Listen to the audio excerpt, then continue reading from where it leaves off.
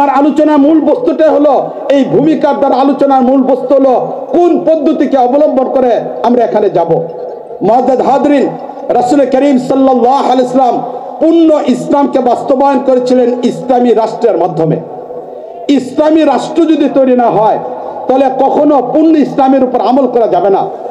আমরা একটু চিন্তা করে দেখি, আমাদের কোরআনে কারিমের মধ্যে আল্লাহ রাব্বুল আলামিন আকিমুস সালাত, নামাজ কায়েম করো, এই আদেশ আল্লাহ রাব্বুল আলামিন দিয়েছেন। এই আদেশের কারণে যখন এই মসজিদের মিনার থেকে আযানের আওয়াজ চলে আসে আমরা মসজিদে চলে যাই। যেখানে মসজিদ নির্মাণের প্রয়োজন সেখানে জনসাধারণ অর্থের মাধ্যমে মসজিদ নির্মাণ করে আল্লাহ সেই আদেশকে বাস্তবায়নের জন্য। যখন রমজান মাস চলে আসে তখন আমাদের সামনে চলে আসে ইয়া আইয়ুহাল্লাযীনা আমানু কুতিবা আলাইকুমুস সিয়াম, তোমাদের উপর রমজানের রোজাকে ফরজ করা হয়েছে। তখন গোটা বাংলাদেশের ভিতরে রমজানের রোজা রাখার একটা আমেজ তৈরি হয়ে যায়, সবাই রোজার দিকে আমরা ধাবিত হই। মালিক আল্লাহ রাব্বুল আলামিন কোরআনে কারিমের মধ্যে বলছেন ওয়া আতুজ যাকাত, যে কোনো সময় যাকাত দেওয়া যায়, বিশেষ করে 70 গুণ সওয়াব বেশি পাওয়ার জন্য রমজানে আমরা যাকাত দিয়ে থাকি। যখন রমজান চলে আসে তখন আমার দেশের মানুষ পায়ে পায়ে হিসাব করে যাকাত দেওয়ার জন্য চেষ্টা করে। মুআজ্জাজ হাজরিন, যাদেরকে মালিক আল্লাহ রাব্বুল আলামিন অর্থ সম্পদ দিয়েছেন, কোরআনে কারিমের আয়াত ইয়া আইয়ুহাল্লাযীনা আতিমুল হজ্জ ওয়াল উমরা, মালিক আল্লাহ রাব্বুল আলামিন হজ এবং উমরাকে পূর্ণ করার কথা বলছেন এবং সম্পদশালী ব্যক্তিরা হজের দিকে চলে যান। বলে কোরআনে কারিমের এই আয়াতগুলোর উপরে আমাদের আমল হয়। যে আয়াতের মধ্যে আল্লাহ রাব্বুল আলামিন, যে কোরআনের মধ্যে আল্লাহ রাব্বুল আলামিন নামাজের কথা বলেছেন, রোজার কথা বলেছেন, হজের কথা বলেছেন, যাকাতের কথা বলেছেন, এই কোরআনের মধ্যে আল্লাহ রাব্বুল আলামিন চুরি করলে হাত কাটা হবে, চুন্নি চুরি করলে হাত কাটা হবে, এই আদেশ কোরআনের মধ্যে আছে, ঠিক না বলেন? এটা এই কোরআনের মধ্যে আল্লাহ রাব্বুল আলামিন জিনাকারী পুরুষ, জিনাকারী নারী, তাদেরও শাস্তির বিধানটা আছে। আজকে আমাদের বাংলাদেশ 53 বছর হতে চলল, এখানে অনেকে আছেন যারা এখানে 53 বছর বয়স হয়ে গিয়েছে, কিন্তু আজ পর্যন্ত আমার বাংলাদেশে চুরি করলে হাত কাটা হবে এই আয়াতের উপর আমল আমরা দেখতে পারি নাই। জিনা করলে শাস্তি দেওয়া হবে এই আয়াতের উপর আলাম আমরা দেখতে পারি নাই। জীবন চলে যাচ্ছে, এই দেশ থেকে আমরা এমন অবস্থায় রেখে যাচ্ছি যে আজও পর্যন্ত পূর্ণ ইসলামকে আমরা বাস্তবায়ন করতে পারি নাই। তাহলে এটা আমাদের জন্য অত্যন্ত ব্যর্থতার একটা বস্তু। 92% মুসলমানের দেশে আজও পর্যন্ত আমরা ইসলামী হুকুমতকে তৈরি করতে পারলাম না। অথচ মালিক আল্লাহ রাব্বুল আলামিন চুরের শাস্তির কথা বলেছেন, এরকম জিনাকারী শাস্তির কথা বলেছেন। এটার পাশাপাশি আল্লাহ রাব্বুল আলামিন বলছেন ইয়া আইয়ুহাল্লাযীনা আমানু দুখুলু ফিস সিলমি কাফা, যে তুমি পরিপূর্ণভাবে ইসলামের উপর উঠে আসো। তাই ইসলামটাকে রাষ্ট্রীয়ভাবে বাস্তবায়ন না করার কারণে আমরা পূর্ণ ইসলামের উপর আসতে পারলাম না। এই কারণে ইসলাম যদি পরিপূর্ণ না হয় তাহলে অসম্পূর্ণ মুসলমান, আর এই অসম্পূর্ণ অবস্থায় দুনিয়া থেকে যাওয়া এটা কখনো আমাদের জন্য কল্যাণকর হতে পারে না, সফলতা আসতে পারে না। ইসলামের কিছু বিধান মানা আর কিছু বিধানকে না মানা এটা মুসলমানদের বৈশিষ্ট্য হতে পারে না। মুসলমানদের মূল বৈশিষ্ট্য হলো এটা মালিকের পক্ষ থেকে আদেশ চলে আসছে, মুসলমান তার তাৎক্ষণিকভাবে এটা আমল করবে। আল্লাহর পক্ষ থেকে আদেশ মুসলমান মেনে নেবে, নবী বলছেন মুসলমানরা জীবন দিয়ে দিবে, এটা হলো মুসলমানদের বৈশিষ্ট্য। কিছু মানা আর কিছু না মানা এটা ইহুদিদের বৈশিষ্ট্য, যার ব্যাপারে মালিক আল্লাহ রাব্বুল আলামিন কোরআনে কারিমের মধ্যে ইরশাদ করেছেন আফাতুমিনুনা বিবাদিল কিতাব ওয়া তাকফুরুনা বিবাদিন, কিছু মানো কিছু মানো না, এটা ইহুদিদের বৈশিষ্ট্য, এটা মুসলমানদের বৈশিষ্ট্য হতে পারে না। মসজিদে গেলে মুসলমান, বাইরে গেলে ব্যবসার মধ্যে মুসলমান না, এটা মুসলমানের পরিচয় হতে পারে না। কিছু অংশের মধ্যে ইসলাম মানবে, রাজনীতিতে ইসলাম থাকবে না, রাষ্ট্রে ইসলাম থাকবে না, পারিবারিক জীবনে ইসলাম থাকবে না, বিবাহ শাদীতে ইসলাম থাকবে না, স্কুলে যাওয়ার পর ইসলাম থাকবে না, চাকরিতে ইসলাম থাকবে না, এমন ধর্ম ইসলাম না। ইসলাম কিছু মানবো কিছু মানবো না এমন ধর্ম না, ইসলাম হলো পরিপূর্ণভাবে মানতে হবে। এই জন্য ইসলাম এটা পরিপূর্ণ একটা ধর্ম। আজকে আমরা লক্ষ্য করে দেখলাম আমার বাংলাদেশে ইসলামী হুকুমত না থাকার কারণে এই জটিলতা তৈরি হয়েছে যে আজ আমরা আমাদের শিক্ষাকে ইসলামের আলোকে সাজাইতে পারলাম না, রাজনীতিটা ইসলামের আলোকে সাজাইতে পারলাম না, আমরা কোনোটা ইসলামের আলোকে সাজাইতে পারলাম না, ঠিক কিনা বলেন? এটা অথচ রাসূল করিম সাল্লাল্লাহু আলাইহি ওয়াসাল্লাম মক্কা থেকে মদিনায় গেলেন। মদিনা যাওয়ার পরে নবী করিম সাল্লাল্লাহু আলাইহি ওয়াসাল্লাম নবুয়ত পেলেন 610 খ্রিস্টাব্দে। নবী নবুয়ত পেলেন 610 খ্রিস্টাব্দে, মক্কায় 13 বছর কাটালেন। এই হিসেবে 623 খ্রিস্টাব্দে নবী করিম সাল্লাল্লাহু আলাইহি ওয়াসাল্লাম মদিনায় চলে গেলেন। মদিনা যাওয়ার পরেই নবী করিম সাল্লাল্লাহু আলাইহি ওয়াসাল্লাম ইসলামী রাষ্ট্র ব্যবস্থা তৈরি করলেন। এই ইসলামী রাষ্ট্র ব্যবস্থা নবী ইসলাম তৈরি করলেন। এরপরে এই ইসলামী রাষ্ট্র ব্যবস্থার উপর ভিত্তি করে নবী করিম সাল্লাল্লাহু আলাইহি ওয়াসাল্লামের 10 বছর, খুলাফায়ে রাশিদিনদের 30 বছর, 40 বছর, উমাইয়াদের 93 বছর, আব্বাসীয়দের 578 বছর, এরপরে 52 বছর মৌলিক ইসলামী রাষ্ট্র ব্যবস্থা ছিল না। এরপর আবার ইসলামী রাষ্ট্র ব্যবস্থা ফিরে আসলো উসমানীয়দের মাধ্যমে। 1924 পর্যন্ত মুসলিম বিশ্বে ইসলামী খেলাফত ব্যবস্থা ছিল। এই ইসলামী খেলাফত ব্যবস্থা মুসলিম বিশ্বের ভিতরে 1924 পর্যন্ত ইসলামী খেলাফত ব্যবস্থা ছিল। এই খেলাফত ব্যবস্থার উপরে আফ্রিকা ইসলামী খেলাফতের অধীনে ছিল, ভারত উপমহাদেশ ইসলামী খেলাফতের অধীনে ছিল, সেই ইউরোপ ইসলামী খেলাফতের ব্যবস্থার মধ্যে ছিল। গোটা পৃথিবীর 3 ভাগের 2 ভাগ ইসলামী খেলাফত ব্যবস্থার উপরে ছিল। এই অবস্থায় মুসলমান ইসলামী খেলাফতের উপরে গোটা দুনিয়াটাকে নিয়ন্ত্রণ করার চেষ্টা করেছে। 12.5 বছর পর্যন্ত, 1250 বছর পর্যন্ত মুসলমানরা ইসলামী খেলাফতের মাধ্যমে গোটা পৃথিবীর উপরে কোরআনের শাসনকে বাস্তবায়ন করেছে, ইসলামকে বাস্তবায়ন করেছে। ব্যক্তি জীবনে কোনো বাদশা আমলের দিক থেকে কমতে হতে পারে, কিন্তু শাসন ব্যবস্থা ইসলামের উপরে ছিল, কানুন ছিল ইসলামের উপরে, বিচার ব্যবস্থা ইসলামের উপরে, প্রশাসন ইসলামের উপরে, রাজনীতি ইসলামের উপরে। ব্যক্তিগতভাবে কারো আমল কমতি থাকতে পারে, কিন্তু ইসলামকে বাদ দিয়ে, ইসলামী শাসন ব্যবস্থাকে বাদ দিয়ে পৃথিবীতে মুসলমানরা থাকে নাই। মুআজ্জাদ হাজরিন, এই বিগত 1924 এসে যখন উসমানী খেলাফতের পতন হয়ে গেল, উসমানী খেলাফতের পতনের ইতিহাসের দিকে আমি যাচ্ছি না, সেখানে ইহুদিদের ষড়যন্ত্র, খ্রিস্টানদের ষড়যন্ত্র, সম্মিলিত এক ষড়যন্ত্রের কাছে তুর্কি খলিফার সর্বশেষ বাদশা, সেখানে তিনি যখন আব্দুল মজিদ পতনের দিকে চলে গেলেন, তিনি আর এটিকে ধরে রাখতে পারলেন না। কিন্তু এরপরে ইসলামী খেলাফতকে টিকে আনার জন্য, আবার পৃথিবীতে ইসলামী খেলাফতকে প্রতিষ্ঠা করার জন্য বিভিন্ন মানুষ বিভিন্নভাবে কাজ করে যাচ্ছে। মুআজ্জাদ হাজরিন, ইতিহাসের দিকে তাকিয়ে দেখি 1917-তে ইখওয়ানুল মুসলিমিন নামে মিশরের মাঝে একটা সংগঠন তৈরি হলো, যার ইংরেজি নাম হলো ব্রাদারহুড। এরা গণতন্ত্রকে সামনে রেখে তারা আবার ইসলামের ইতিহাসে নতুন করে খেলাফত ব্যবস্থাকে টিকে রাখার জন্য পরিকল্পনা নিয়ে ইমাম হাসান আল বান্না রহমতুল্লাহ আলাইহির মাধ্যমে তারা এই সংগঠনকে তৈরি করলো 1917-তে। ব্রাদারহুড 1917-তে তৈরি হলো। ইমাম হাসান আল বান্না, ওনার বইগুলো আমি পড়ি, ওনার বইগুলো আমার হৃদয়ের মধ্যে অনুপ্রেরণা তৈরি করি। এই জন্য ওনার নামের ক্ষেত্রে আমি ইমাম শব্দটাকে ব্যবহার করি। সর্বোচ্চ পর্যায়ের সম্মান আমি ওনাকে প্রদর্শন করি, ইমাম হাসান আল বান্না রহমতুল্লাহ আলাইহি। কিন্তু মুআজ্জাদ হাজরিন, এই হাসান আল বান্নার মাধ্যমে ইখওয়ানুল মুসলিমিন ব্রাদারহুড 1917-তে তৈরি হলো, কিন্তু আজ পর্যন্ত তারা পৃথিবীর একটা জায়গাতে 1 ইঞ্চি জায়গার মাঝেও ইসলামকে প্রতিষ্ঠা করতে পারেনি। আন্দোলন হলো, সফলতা হলো, মিশরের সর্বোচ্চ পর্যায়ের ক্ষমতা চলে আসলো, কিন্তু এরপরও আজ পর্যন্ত শুধু মিশর নয়, ইখওয়ানুল মুসলিমিন বিশ্বের বিভিন্ন জায়গায়, বিভিন্ন দেশে তাদের শাখা সংগঠন আছে, বিশ্বের বিভিন্ন জায়গায় তাদের রাজনৈতিক কর্মসূচি আছে, তাদের বিভিন্ন পরিকল্পনা আছে। কিন্তু এই 100 বছর পর্যন্ত হয়ে গেল, ইখওয়ানুল মুসলিমিন যে পদ্ধতির মাধ্যমে পৃথিবীতে খেলাফত ব্যবস্থাকে প্রতিষ্ঠা করতে চেয়েছিল, আজ পর্যন্ত পৃথিবীর ছোট্ট একটা জায়গা 1 ইঞ্চি জায়গার মধ্যেও ইসলামকে প্রতিষ্ঠা করতে পারে নাই। এর বিপরীত 1924-এর পরে চলে আসি, গোটা পৃথিবীটাকে বাদ দিয়ে আমাদের ভারত উপমহাদেশের দিকে যদি চলে আসি, তাহলে এই ভারত উপমহাদেশের ইতিহাসের দিকে তাকিয়ে দেখি এখানে ইসলামী খেলাফত প্রতিষ্ঠার কোথাও কোনো চেষ্টা হয়েছে কিনা।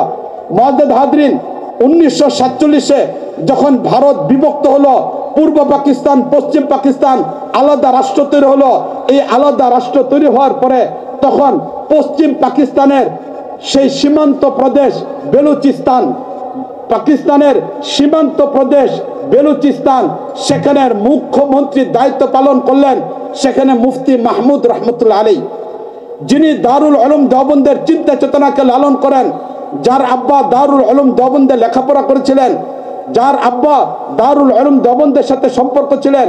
চিন্তা চেতনার দিক থেকে দেওবন্দি সম্পূর্ণ চিন্তা চেতনা দেওবন্দি মুফতি মাহমুদ রহমতুল্লাহ আলাইহি তিনি পাকিস্তানের সীমান্ত প্রদেশ বেলুচিস্তানে সেখানে তিনি মুখ্যমন্ত্রী হওয়ার সাথে সাথে তিনি সেখানে ঘোষণা করলেন ইসলামী খেলাফত ব্যবস্থা প্রতিষ্ঠা।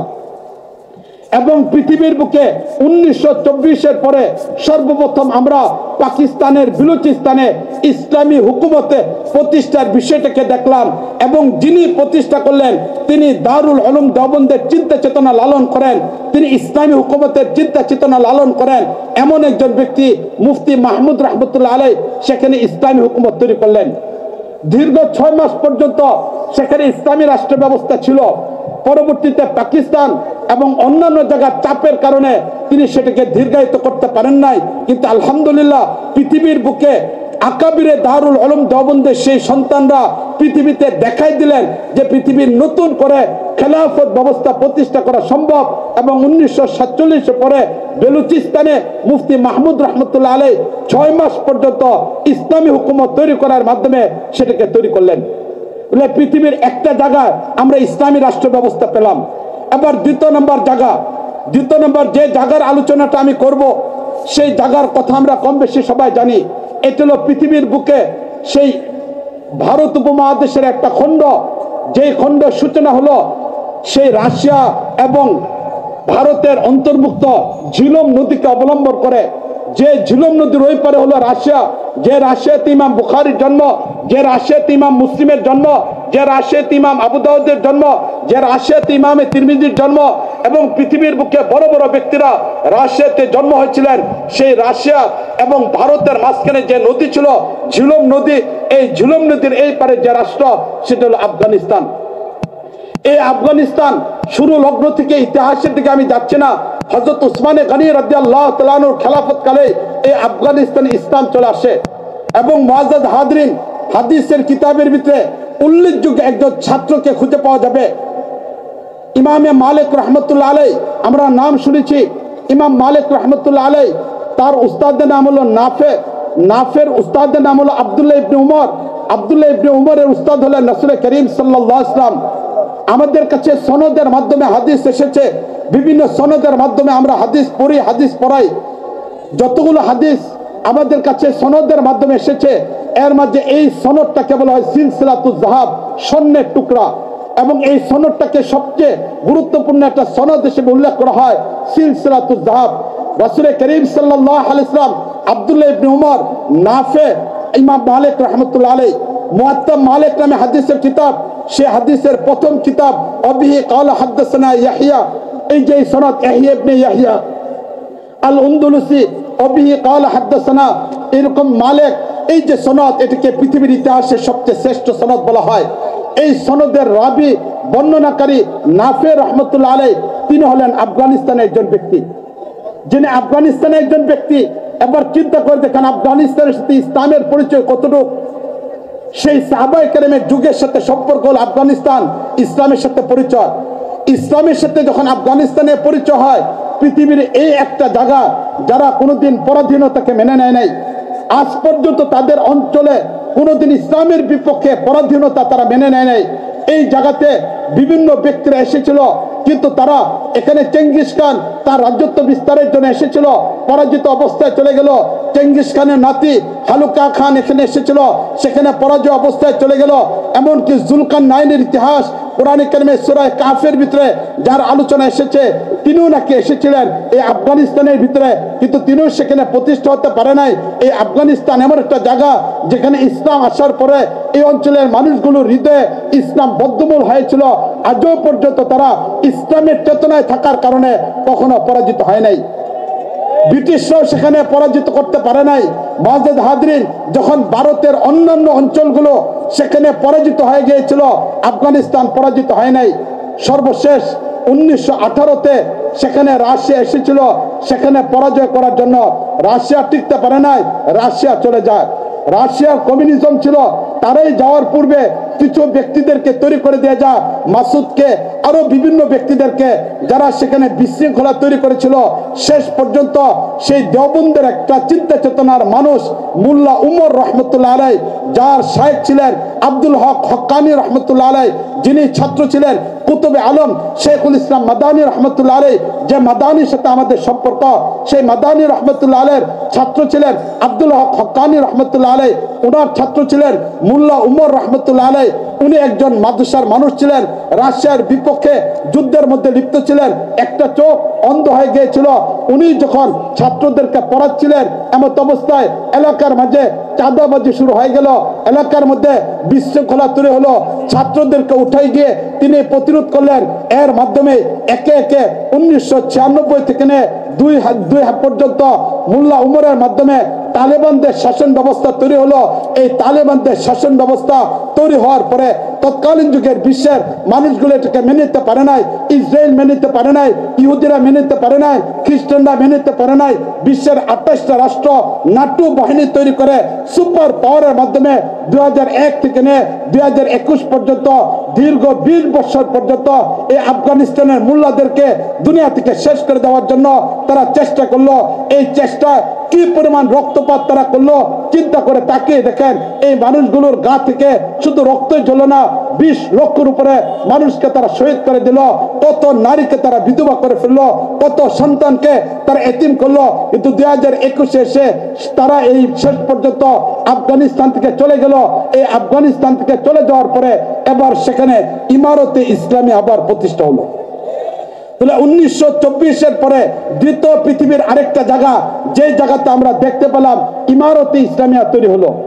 যাদের মাধ্যমে ইমারতে ইসলামিয়া তৈরি হলো তাদের চিত্রটা একটু সামনে নিয়ে আসি। একদিক থেকে মুফতি মাহমুদ রহমতুল্লাহ আলাই, যার নামের আগ দিয়ে মুফতি, যিনি চিন্তা চেতনার দিক থেকে দারুল উলুম দেওবন্দের চিন্তাকে লালন করেন, পূর্ণ ইসলামের পক্ষে তিনি সেখানে সীমান্ত প্রদেশে বিলুচিস্তানে ইসলামী হুকুমত তৈরি করলেন। দ্বিতীয় নাম্বার আফগানিস্তান, সেখানে ইসলামী হুকুমত তৈরি হলো। মুআজ্জাদ হাজরিন, এই চলতি মাসের আজকে 18 তারিখ, এই চলতি আজকে 18 তারিখ, এই চলতি মাসের 17 তারিখ, এই চলতি মাসের 8 তারিখের ইতিহাসের দিকে তাকিয়ে দেখি সিরিয়া, সেখানে আবার নতুন করে একটা ইসলামী জাগরণ তৈরি হলো। যে সিরিয়াতে নতুন করে ইসলামের জাগরণ হলো, নবী করিম সাল্লাল্লাহু আলাইহি ওয়াসাল্লাম তার হাদিসের ভিতরে সিরিয়ার ব্যাপারে বরকতের দোয়া করেছিলেন। সিরিয়া হলো পৃথিবীর ওই জায়গা যে জায়গাকে নবী করিম সাল্লাল্লাহু আলাইহি ওয়াসাল্লাম নিজের জায়গা বলে ঘোষণা করেছিলেন। নবী তার দোয়ার মধ্যে এই কথা বলেছিলেন, আল্লাহুম্মা বারিক লানা ফি শামিনা ও ফি ইয়ামিনিনা, ইয়া আল্লাহ আমাদের ইয়ামান, আমাদের শামে এটিকে বিজয় দান করো। মুআজ্জাদ হাজরিন, নবী করিম সাল্লাল্লাহু আলাইহি ওয়াসাল্লাম সিরিয়ার মানুষের জন্য, শামের মানুষের জন্য দোয়া করলেন। নবী বিজয় অর্জন করে যেতে পারেন নাই, দুনিয়া থেকে চলে গেলেন। নবীর পরে আবু বকর রাদিয়াল্লাহু তাআলা আনহু খলিফাতুল মুসলিমিন, 2 বছর 2 মাস 10 দিন খলিফা, তিনিও বিজয় অর্জন করতে পারেন নাই। পরবর্তীতে খলিফা হলেন হযরত ওমর ফারুক রাদিয়াল্লাহু তাআলা আনহু, তিনি খেলাফতে থাকা অবস্থায় 7 বছর, তিনি ছিলেন 10 বছর। 7ম বছরে এই সিরিয়া মুসলমানদের অধীনে চলে আসলো। মুসলমানদের অধীনে চলে আসার পরে এই সিরিয়া শিক্ষা কার্যক্রমকে চালানোর জন্য আবু দারদা রাদিয়াল্লাহু তাআলাকে পাঠিয়ে দেওয়া হয়। এই সিরিয়ার শিক্ষা কার্যক্রমকে পরিচালনা করার জন্য রাসূল করিম সাহাবী মুআয ইবনে জাবাল রাদিয়াল্লাহু তাআলাকে পাঠিয়ে দেওয়া হয়। এই সিরিয়াতে শিক্ষা কার্যক্রমকে পরিচালনা করার জন্য উবাই ইবনে কাব রাদিয়াল্লাহু তাআলাকে পাঠিয়ে দেওয়া হয়। প্রশাসনিক দায়িত্ব দিয়ে হযরত মুআবিয়া রাদিয়াল্লাহু তাআলাকে পাঠিয়ে দেওয়া হয়। মুআবিয়া রাদিয়াল্লাহু তাআলা এই সিরিয়াতে হযরত উমর ফারুক রাদিয়াল্লাহু তাআলা সময় থেকে নিয়ে গভর্নর, হযরত উসমান রাদিয়াল্লাহু তাআলার যুগে গভর্নর, হযরত আলী রাদিয়াল্লাহু তাআলার যুগে গভর্নর, দীর্ঘ 20 বছরের গভর্নর হযরত মুআবিয়া রাদিয়াল্লাহু তাআলা এই সিরিয়াকে তিনি তৈরি করলেন। পরবর্তীতে হযরত মুআবিয়া রাদিয়াল্লাহু তাআলা সেখানে ইসলামী রাষ্ট্রের রাজধানী তৈরি করলেন। আগামী পৃথিবীর নেতৃত্ব এই সিরিয়া থেকে হবে। হযরত মুআবিয়া রাদিয়াল্লাহু তাআলা যখন একটা ইসলামী হুকুমত তৈরি করলেন, ইসলামী হুকুমত তৈরি করার পরে 20 বছর পর্যন্ত তিনি রাষ্ট্রপতি ছিলেন, 20 বছর তিনি গভর্নর ছিলেন, 20 বছর তিনি রাষ্ট্রপতি ছিলেন। দীর্ঘ 40 বছর পর্যন্ত এই সিরিয়াকে অবলম্বন করে হযরত মুআবিয়া রাদিয়াল্লাহু তাআলা সেখানে ইসলামী রাষ্ট্র প্রতিষ্ঠা করলেন। যে ইসলামী রাষ্ট্র পরবর্তীতে 93 বছর পর্যন্ত গোটা পৃথিবীর উপরে নেতৃত্ব দিল। মুআজ্জাদ হাজরিন, এই ছিল সিরিয়া, যে সিরিয়া পৃথিবীর ইতিহাসে এত বড় একটা রাষ্ট্র। এবং বিশ্বকে নেতৃত্ব দিয়েছে এই সিরিয়া। এই সিরিয়াটা আমাদের দরকার ছিল। কেন দরকার ছিল? রাসূল করিম সাল্লাল্লাহু আলাইহি সাল্লাম হাদিসের ভিতরে একটা যুদ্ধের কথা বলছেন, যে যুদ্ধের ভিতরে হাদিসের ভিতরে এই যুদ্ধের কথা বলেছেন মালহামাতুল কুবরা, মহাযুদ্ধ হিসেবে। নবী করিম সাল্লাল্লাহু আলাইহি ওয়াসাল্লাম হাদিসের মধ্যে ইরশাদ করেছেন কিয়ামতের পূর্বে চারটা জায়গা থেকে একই মুহূর্তে যুদ্ধ পরিচালিত হবে। এক নম্বর জায়গা সিরিয়া থেকে 12 কিলোমিটার দূরে আল-গুতা নামক জায়গা। মুসনাদ আহমদ ইবনে হাম্বলের রওয়ায়াতের মধ্যে আসছে আল-গুতা থেকে গোটা পৃথিবীতে তখন জিহাদের কার্যক্রম পরিচালিত হবে এবং এই জিহাদের নেতৃত্ব দিবেন মাহদী রাহমাতুল্লাহ আলাইহি। তাহলে এই সিরিয়া আমাদের কাছে থাকতে হবে যাতে করে মাহদী রাহমাতুল্লাহ আলাইহির নেতৃত্বে গোটা পৃথিবীতে আবার সিরিয়া গোটা পৃথিবীকে নেতৃত্ব দেয়। দ্বিতীয় নম্বর যুদ্ধ হবে ফিলিস্তিনে ইহুদিদের বিপক্ষে যুদ্ধ হবে। দ্বিতীয় আরেকটা যুদ্ধ, যে যুদ্ধ এখন হামাস কার্যক্রম করে যাচ্ছে। এখন আমাদের প্রয়োজন হলো, আমাদের দায়িত্বটা হামাসের বাইরা পালন করে যাচ্ছে, তাদেরকে অস্ত্র দেওয়া, অর্থ দেওয়া, জনবল দেওয়া, তাদের জন্য দোয়া করা। এই যুদ্ধ যেন চলমান থাকে, এটা হবে দ্বিতীয় নম্বর আরেকটা জায়গা যেখান থেকে জিহাদ পরিচালিত হবে। তৃতীয় নম্বর জায়গা যে জায়গাটা অত্যন্ত গুরুত্বপূর্ণ, সেটা হলো ইরাক এবং ইরান। এই জায়গাতে একটা যুদ্ধ হবে। তৃতীয় নম্বর জায়গা যে জায়গাতে আমরা বর্তমানে উপস্থিত, যার কথা নবী করিম সাল্লাল্লাহু আলাইহি হাদিসের মধ্যে বলেছেন যে আমার উম্মত সব প্রস্তুত থাকো। হযরত আবু হুরায়রা রাদিয়াল্লাহু তাআলা আনহু থেকে হাদিসটা বর্ণিত, নবীর খাদেম থেকে হাদিসটা বর্ণিত। নবী যে এলাকার কথা বলেছেন এবং এই যুদ্ধের ময়দানে যারা অংশগ্রহণ করবে তাদের ফজিলত হবে বদরের যুদ্ধে সাহাবারা অংশগ্রহণকারীর মর্যাদা। সেই যুদ্ধটা হলো গজওয়ায়ে হিন্দ, যেটা ভারতে গজওয়ায়ে হিন্দ হবে। তাই ভারত আমাদের মনে রাখতে হবে, ভারত কখনো আমাদের বন্ধু ছিল না। ভারত অতীত আমাদের বন্ধু ছিল না, ভবিষ্যতেও কখনো বন্ধু না। বরং ভারতকে যারা যত বেশি পরিমাণ শত্রু মনে করবে তারা হবে এই জাতির সবচেয়ে শ্রেষ্ঠ সন্তান। বাংলাদেশের স্বাধীনতা অর্জনে যাদের অবদান ছিল, মৌলানা ভাসানী রহমতুল্লাহ আলাইহি তিনি বলেছেন ভারত আমাদের শত্রু।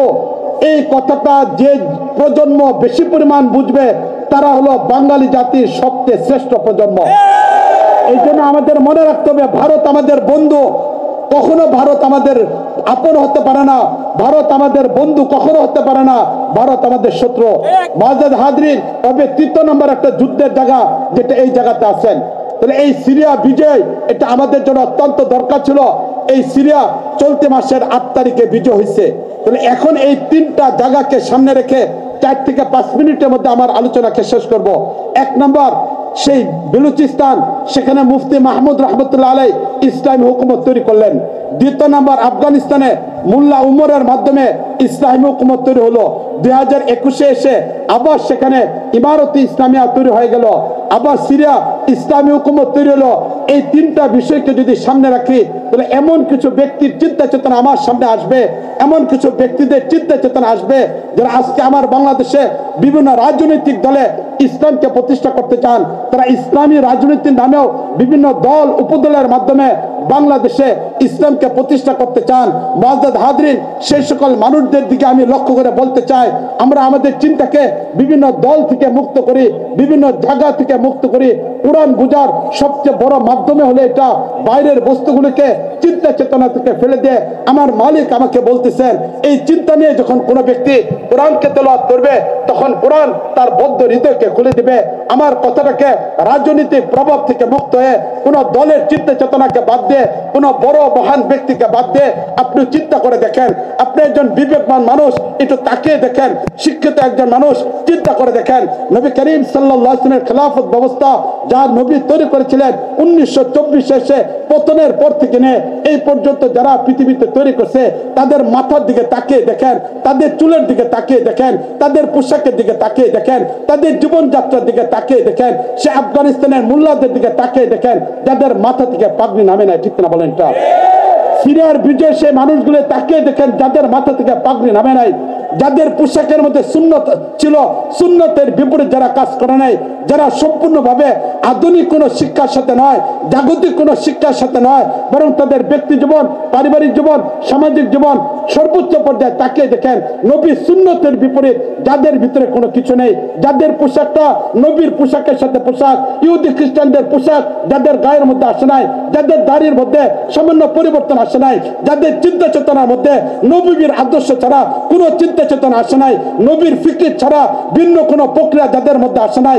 নবীর রেখে দেওয়া আদর্শ ছাড়া বিকল্প কোনো আদর্শ নয়। নবী ইসলামী খেলাফত প্রতিষ্ঠা করেছিলেন মদিনাতে গণজোয়ারের মাধ্যমে, নবী মক্কায় ইসলামী হুকুমত তৈরি করেছেন জিহাদের মাধ্যমে। এই দুইটাই কিয়ামত পর্যন্ত ইসলামী হুকুমত তৈরি করার মাধ্যম, বিকল্প কোনো পথের দ্বারা ইতিপূর্বে গণতন্ত্র বলি, সমাজতন্ত্র বলি, অন্য কোনো প্রক্রিয়ার মাধ্যমে পৃথিবীর 100 বছরে 1 ইঞ্চি মাটির মধ্যে ইসলাম প্রতিষ্ঠা নয়, আর কখনো হবে না। এই জন্য মুআজ্জাজ হাজরিন, আমরা আমাদের জীবন, আমরা আমাদের কার্যক্রম ভিন্ন পথে না নেই, আমরা আমাদের জীবনকে রাসূল করিম সাল্লাল্লাহু আলাইহি ওয়াসাল্লামের আদর্শের উপরে নেওয়ার চেষ্টা করি। এই কথাই মালিক বলছেন, লাকাদ কানা লাকুম ফি রাসূলিল্লাহি উসওয়াতুন হাসানাহ। এই জন্য আসুন ইসলামকে আপন করে নেই, সব চিন্তা চেতনা মাথা থেকে ফেলে একটু গভীরভাবে চিন্তা করি।